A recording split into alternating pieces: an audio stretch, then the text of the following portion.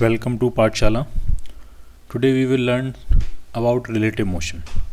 ठीक है, एक पार्टिकल का मोशन हम देखेंगे दूसरे पार्टिकल के रिस्पेक्ट में, एक ऑब्जेक्ट का मोशन देखेंगे हम दूसरे ऑब्जेक्ट के रिस्पेक्ट में। ठीक है, तो उसके कुछ बेसिक कंसेप्ट्स होते हैं, तो वो आपको समझ लेने हैं। ठीक है, तो एक सबसे सिंपल सिचुएशन, सबसे सिंपल केस लेते हैं कि मान लिया दो पार्टिकल मूव कर रहे हैं एक रोड पे, ये दो ऑब्जेक्ट्स मूव कर रहे हैं एक ही रोड पे।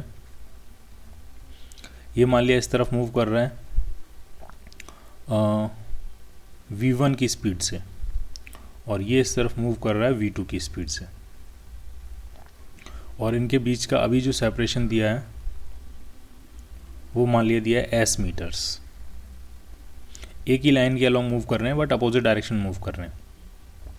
क्वेश्चन में सिंपली ये पूछा गया, सबसे सिंपल सिचुएशन है, क्वेश्चन में सिंपली ये पूछा गया है कि कितनी देर के बाद ये दोनों एक दूसरे से कोलाइड कर जाएंगे। टाइम ऑफ कोलिजन पूछा है कि इनको कितना टाइम लगेगा एक दूसरे से कोलाइड करने के लिए। ठीक, ढंग से समझना है। एक तरीका ये हो सकता है कि ये मान लिया कहीं इस पॉइंट पे कोलाइड कर रहे हैं।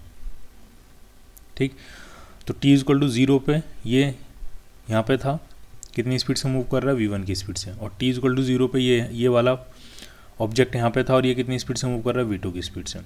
और हमने ये माना कि t equal to t time पे ये दोनों क्या कर रहे हैं, कोलाइड कर रहे हैं।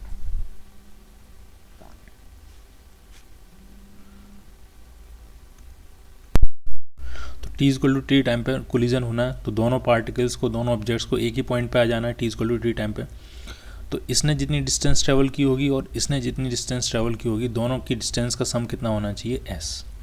तो ये कितनी डिस्टेंस ट्रेवल करेगा, तो v1 की कांस्टेंट स्पीड से मूव कर रहा है, टाइम इसको कितना मिला है t टाइम, तो ये कितनी डिस्टेंस ट्रैवल कर लेगा, तो वो हो जाएगा speed into time v1।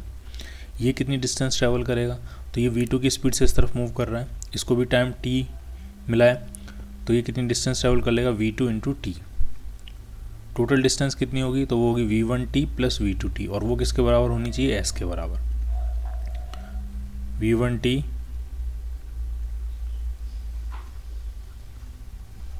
Is equal to s। तो टाइम आपसे पूछा जाएगा, तो टाइम कितना आ गया, s upon v1 plus v2। ठीक, इतना टाइम लगेगा दोनों पार्टिकल्स को, दोनों ऑब्जेक्ट्स को कोलाइड करने के लिए। ठीक, इसी क्वेश्चन को अगर हम रिलेटिव मोशन से करें तो कैसे कर सकते हैं। ठीक है, तो ढंग से देखना है आपको। ये v1 की स्पीड से मूव कर रहा है ऑब्जेक्ट 1, और ये ऑब्जेक्ट 2, ये कितनी की स्पीड से मूव कर रहा है, v2 की स्पीड से। ठीक, इनके बीच का सेपरेशन कितना था, s यूनिट्स। अब हम मोशन देखेंगे, किसी का भी देख सकते हैं, 2 का देख सकते हैं 1 के रिस्पेक्ट में, या 1 का देख सकते हैं 2 के रिस्पेक्ट में। तो अब मान लिया हम 2 के रिस्पेक्ट में देख रहे हैं, विद रिस्पेक्ट टू 2। तो रिलेटिव मोशन के दो बेसिक कंसेप्ट हैं। पहला कंसेप्ट ये है कि जिसके रिस्पेक्ट में जाते हैं, ठीक है, जिस ऑब्जेक्ट जिस पार्टिकल के रिस्पेक्ट में जाते हैं, आपका ऑब्जर्वर उस पार्टिकल के ऊपर होता है। हम 2 के रिस्पेक्ट में, इसका मतलब हमारा ऑब्जर्वर उस 2 ऑब्जेक्ट के ऊपर है। ठीक है, तो हम जिसके रिस्पेक्ट में जाते हैं वो रेस्ट में आ जाता है, यानी 2 जो ऑब्जेक्ट होगा, ये जो 2 ऑब्जेक्ट होगा ये कहाँ आ जाएगा, रेस्ट में, क्योंकि ऑब्जर्वर उसी ऑब्जेक्ट के ऊपर बैठा है। अब हम इस ऑब्जर्वर के फ्रेम ऑफ रेफरेंस से देख रहे हैं कि सिचुएशन में क्या हो रहा है। तो ये ऑब्जर्वर ये कहेगा 2 तो रेस्ट में ही है, क्योंकि 2 हमेशा अभी उसके पैरों के नीचे है और हमेशा उसके पैरों के नीचे ही रहेगा, वो 2 के ऊपर खड़ा हुआ है। तो उस ऑब्जर्वर के रिस्पेक्ट में आप देखोगे, उस ऑब्जर्वर से पूछोगे तो वो ये कहेगा 2 कहाँ है, रेस्ट में है। ये ऑब्जर्वर ये कहेगा कि 1 आ रहा है मेरी तरफ और 1 आके मेरे से कोलाइड कर जाएगा। ठीक, तो पहला कंसेप्ट आपको क्लियर होना चाहिए कि जिस के रिस्पेक्ट में जाते हैं वो ऑब्जेक्ट, वो कार, वो ट्रेन, वो व्हीकल, जो कुछ भी हो, ठीक है, वो कहाँ जाता है, रेस्ट में। दूसरी बात, जिसके आप रिस्पेक्ट में देख रहे हो उसके पास जो कुछ है, वेलोसिटी, एक्सेलरेशन, जो कुछ है वो सब कुछ हम बाकी सबको ट्रांसफ़र कर देते हैं डायरेक्शन अपोजिट करके। ठीक है, इसके पास वेलोसिटी है v2, अब ये तो रेस्ट में आ गया तो ये वेलोसिटी ख़त्म, और ये हम बाकी सबको दे देंगे डायरेक्शन अपोजिट करके। तो यहाँ तो हमारे पास सिर्फ 1 ही है, तो हम इस 1 को दे देंगे डायरेक्शन अपोजिट करके। तो v2 इस तरफ थी तो 1 को मिल जाएगी ये इस तरफ v2। तो 2 के रिस्पेक्ट में 1 की नेट वेलोसिटी कितनी हो जाएगी, सिंस ये दोनों सेम डायरेक्शन में है वेक्टर्स, तो नेट वेलोसिटी जाएगी v1 प्लस v2। तो velocity of 1 with respect to 2, तो दोनों एक सेम डायरेक्शन में, तो वो कितनी हो जाएगी v1 प्लस v2। और डिस्टेंस कितनी ट्रैवल करनी है टू के रिस्पेक्ट में, वन को अगर कोलाइड करना है तो वन कितना चल के आएगा टोटल, तो वन चल के आएगा टोटल एस डिस्टेंस, क्योंकि टू तो रेस्ट में, टू तो कहीं मूव नहीं कर रहा, तो टू के रिस्पेक्ट में वन को अगर कोलाइड करना है तो कितनी डिस्टेंस ट्रैवल करके आना है एस। कितनी स्पीड से आ रहा है वन टू के रिस्पेक्ट में, v1 प्लस v2, तो टाइम कितना लगेगा total distance upon total speed.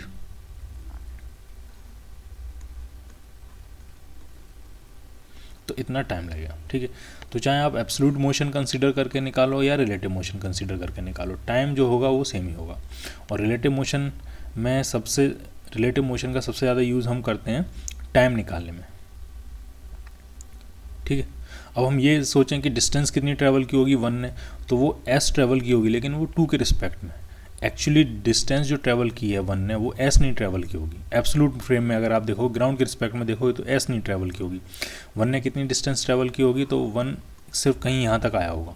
कितनी डिस्टेंस होगी, तो वन की एक्चुअल स्पीड थी, एब्सोल्यूट स्पीड थी v1, और टाइम कितना लगा है उसको t।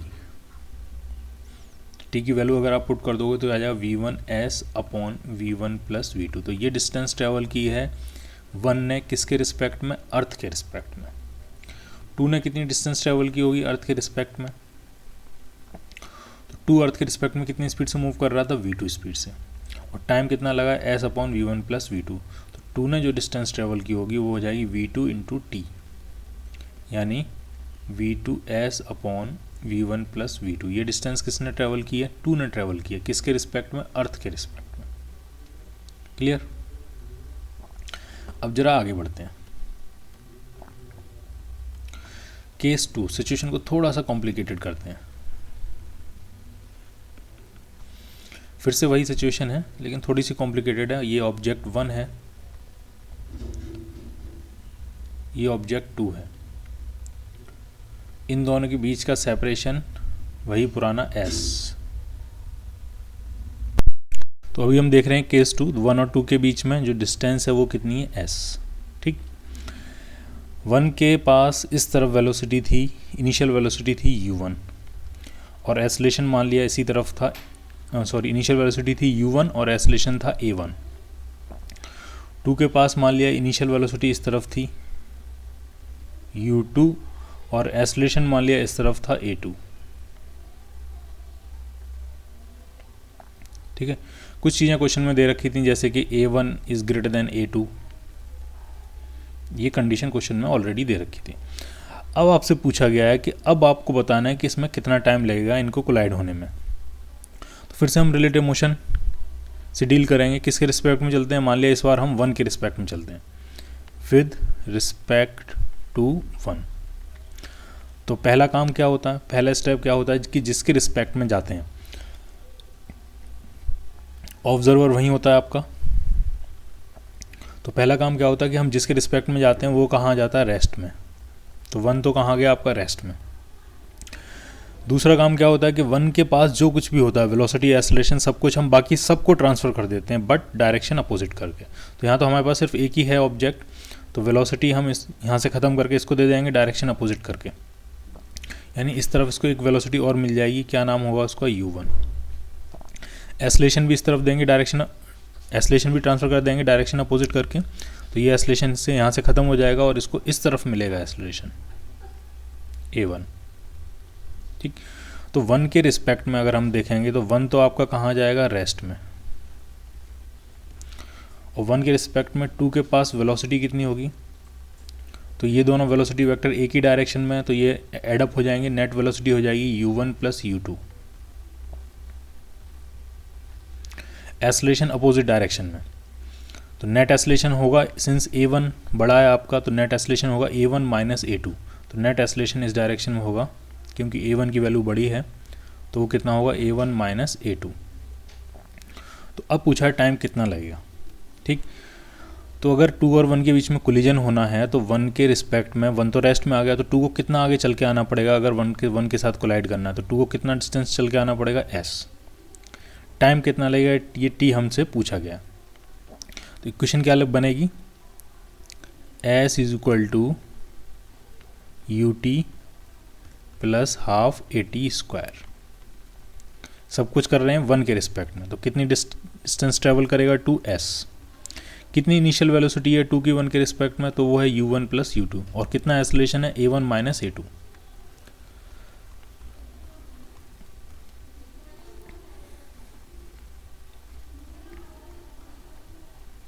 एक्सेलरेशन और वेलोसिटी एक ही डायरेक्शन में, सब कुछ ये वाली डायरेक्शन हम पॉजिटिव मान लेते हैं, तो डिस्प्लेसमेंट भी पॉजिटिव, इनिशियल वेलोसिटी भी पॉजिटिव, एक्सेलरेशन भी पॉजिटिव।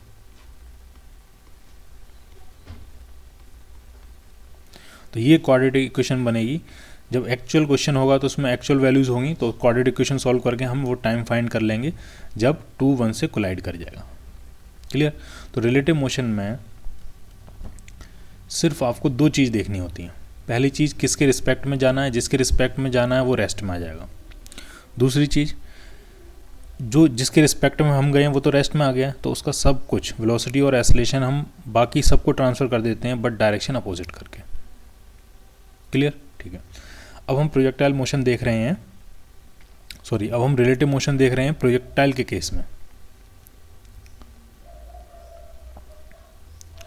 जैसे मान लिया एक पार्टिकल को यहाँ से प्रोजेक्ट किया है u1 की स्पीड से एट एन एंगल θ1, और एक पार्टिकल को मान लिया यहाँ से प्रोजेक्ट किया है u2 की स्पीड से एट एन एंगल θ2। आपको कुछ कंडीशंस बतानी है, u1 u2 θ1 θ2 में कुछ रिलेशनशिप फाइंड करनी है ताकि ये दोनों पार्टिकल्स एयर में जाके कोलाइड कर जाएं। ये इधर से आएगा, ये पार्टिकल इस तरह से इधर से आएगा, ये इधर से आ रहा है इस तरह से, ये इधर से आ रहा है, और इनके बीच कहीं ना कहीं इनके बीच में क्या है, कहीं जाके क्या हो जा रहा है, कोलिजन हो जा रहा है। ठीक। इनके बीच का जो हॉरिजॉन्टल सेपरेशन दिया था वो मान लिया दिया था आपको S0। Acceleration due to gravity क्या दी है, g दी है। ठीक। तो अब आपको ढंग से समझना है कोलिजन का मतलब क्या होगा। कोलिजन का मतलब होता है at the same time at the same place. अगर दो ऑब्जेक्ट्स एक सेम प्लेस पे हैं सेम टाइम में, इसका मतलब वो दोनों क्या कर रहे हैं, कोलाइड कर रहे हैं। ठीक है। तो हम इसको देखेंगे रिलेटिव मोशन से। तो मान लीजिए ये प्रोजेक्टाइल 1 है, ये प्रोजेक्टाइल 2 है, हम किसी एक के रिस्पेक्ट में जा सकते हैं। तो मान लीजिए चलो हम 2 के रिस्पेक्ट में चले जाते हैं, विद रिस्पेक्ट टू 2। ठीक। तो वेलोसिटीज़, पहले वेलोसिटीज़ के कंपोनेंट्स ब्रेक कर लेते हैं ताकि ट्रांसफ़र करने में इजी रहेगा। तो 2 के पास velocity u2 at an angle θ2, तो ये कंपोनेंट होगा u2 साइन θ2, और ये कंपोनेंट होगा u2 कॉस θ2। इसी तरह से 1 के कंपोनेंट हो जाएंगे, इस तरफ कंपोनेंट होगा u1 कॉस θ1, और वर्टिकल कंपोनेंट होगा u1 साइन θ1। क्लियर। ठीक है। तो अब जरा हम देखेंगे 2 के रिस्पेक्ट में, देखेंगे 1 का मोशन स्टडी करेंगे 2 के रिस्पेक्ट में। तो 2 है आपका यहाँ पे, तो 2 के रिस्पेक्ट में जाएंगे तो 2 तो कहाँ जाएगा, रेस्ट में। ठीक। 1 के पास अपना क्या क्या है पहले वो बना लेते हैं। अपनी वेलोसिटी है 1 के पास, इस तरफ क्या नाम है उसका, u1 कॉस θ1, ये अपनी वेलोसिटी है 1 की। इस तरफ क्या है, u1 साइन θ1, और एक्सेलरेशन g डाउनवर्ड, ये सब कुछ 1 के पास है। 2 के पास क्या क्या था, 2 के पास इस तरफ वेलोसिटी थी u2 कॉस θ2, अपवर्ड डायरेक्शन में वेलोसिटी थी u2 साइन θ2, और 2 का भी एक्सेलरेशन क्या था, g डाउनवर्ड्स। अब हम 2 के रिस्पेक्ट में गए हैं तो 2 रेस्ट में आ गया पहला स्टेप, और दूसरा स्टेप क्या होता है, 2 के पास जो कुछ है वो सब कुछ 1 को ट्रांसफ़र कर देंगे, बट डायरेक्शन अपोजिट करके। तो 2 के पास क्या क्या है, एक तो ऊपर की तरफ वेलोसिटी है 2 के पास u2 साइन θ2, तो ये 1 को मिलेगी डाउनवर्ड डायरेक्शन में, u2 साइन θ2। 2 के पास इस डायरेक्शन में वेलोसिटी है u2 कॉस θ2, तो ये 1 को मिल जाएगी डायरेक्शन अपोजिट करके, यानी इस तरफ। तो u1 cos θ1 ऑलरेडी थी, कितनी वेलोसिटी और मिल गई, u2 cos θ2। ठीक। तो वेलोसिटी ट्रांसफ़र हो गई 2 की। अब एक्सेलरेशन भी ट्रांसफ़र करते हैं। 2 के पास एक्सेलरेशन है वर्टिकली डाउनवर्ड डायरेक्शन में।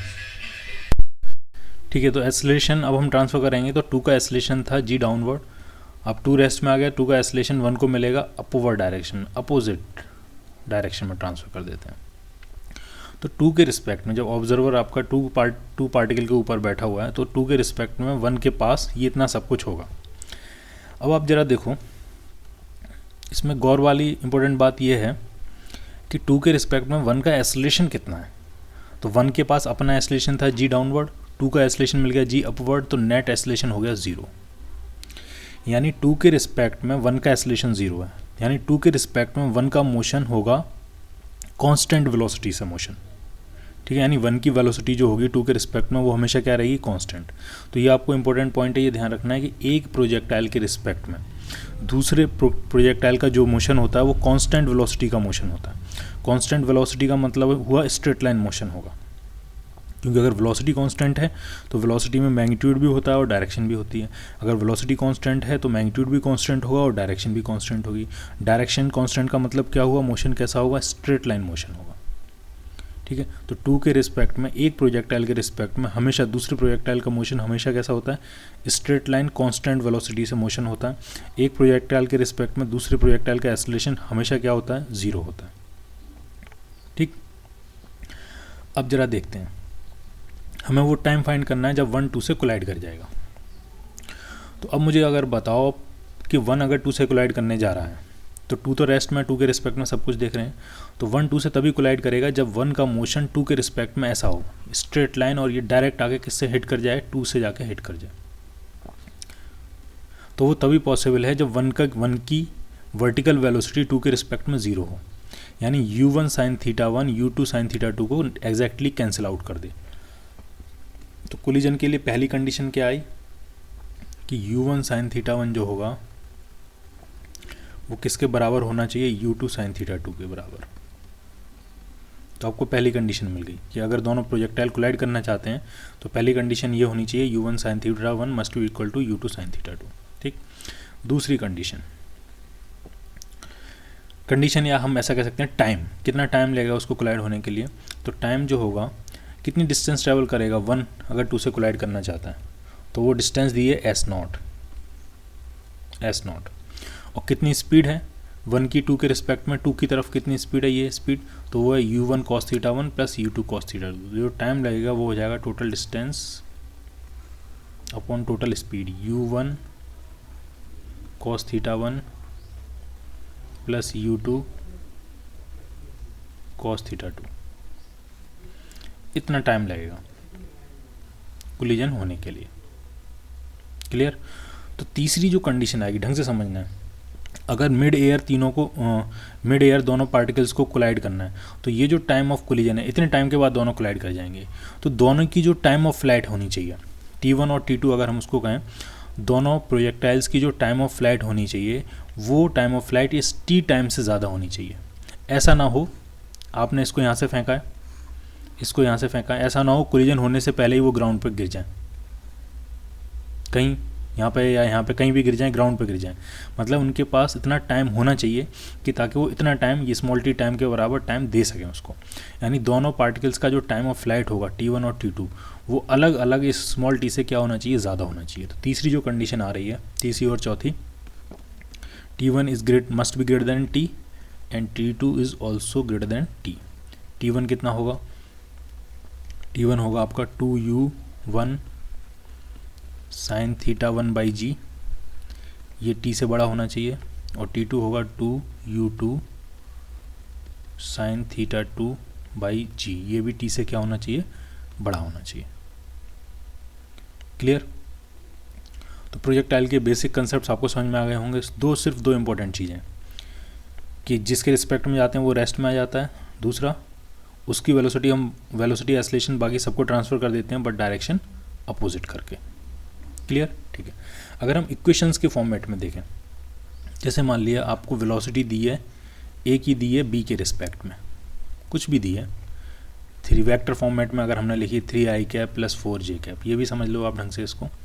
ए की वेलोसिटी है बी के रिस्पेक्ट में, और कहीं आपको दी है बी की वेलोसिटी सी के रिस्पेक्ट में, वो भी कुछ दिया, मान लिया 2i cap minus j cap. तो जब आप अगर इन दोनों इक्वेशंस को जब आप ऐड करोगे, ए की दी है बी के रिस्पेक्ट में, बी की दी है सी के रिस्पेक्ट में। जब इन दोनों इक्वेशंस को आप ऐड करोगे तो बी बन जाएगा यहाँ पे intermediate frame of reference. B क्या बन गया? Intermediate frame of reference. तो इन दोनों इक्वेशंस को ऐड करोगे तो आपको मिलेगी velocity of A with respect to C.